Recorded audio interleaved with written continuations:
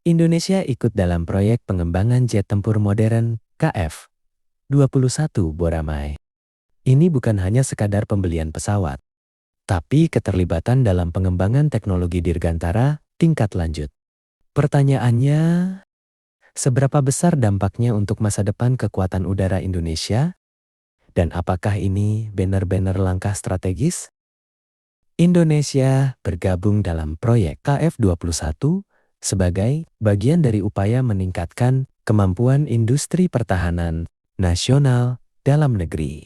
Melalui kerjasama ini, Indonesia akan berpeluang mendapatkan transfer teknologi dan pengalaman dalam hal pengembangan pesawat tempur modern. Ini sangat penting karena membangun jet tempur bukan hanya soal membeli dan menggunakannya, tetapi memahami teknologinya. Bagi Indonesia, proyek yang besar ini bisa menjadi batu loncatan menuju kemandirian industri dirgantara di masa depan. Jika nantinya KF-21 digunakan oleh Indonesia, maka pesawat ini bisa menjadi bagian dari modernisasi armada di TNI AO. Dengan konsep multi-role, KF-21 dirancang untuk memenuhi berbagai kebutuhan operasional udara. Modernisasi ini sangat penting karena teknologi pertahanan udara Indonesia menjadi terus berkembang. Namun, keputusan akhir tentu harus mempertimbangkan banyak faktor, termasuk strategi dan kebutuhan jangka panjang. Saat ini, Indonesia telah mengoperasikan berbagai jenis jet tempur dari generasi sebelumnya. Dengan kehadiran KF-21, ini akan membawa platform yang lebih baru dengan potensi teknologi yang lebih modern. Perbedaannya bukan hanya pada performa, tetapi juga pada sistem avionik dan pengembangan masa depan. Pertanyaannya, apakah integrasi platform baru ini akan berjalan mulus?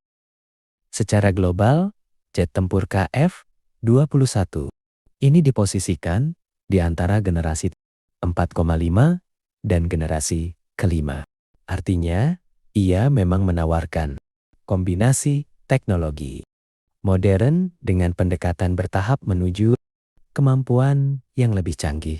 Untuk Indonesia, ini bisa menjadi suatu pilihan strategis, tidak langsung ke generasi paling mahal, tetapi tetap lebih meningkatkan kemampuan secara signifikan. Strategi yang seperti ini sering disebut sebagai pendekatan realistis dan berkelanjutan.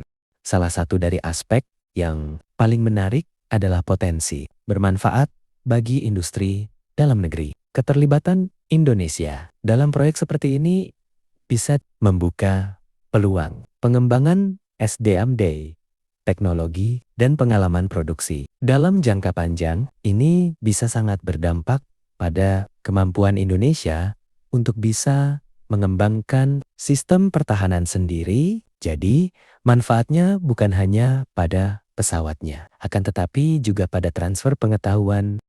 Tentu saja, proyek besar selalu memiliki tantangan. Pengembangan teknologi tinggi membutuhkan konsistensi dan komitmen jangka panjang. Selain itu, keputusan strategis pertahanan selalu mempertimbangkan kondisi ekonomi dan geopolitik. Indonesia perlu memastikan bahwa setiap langkah selaras dengan kebutuhan nasional.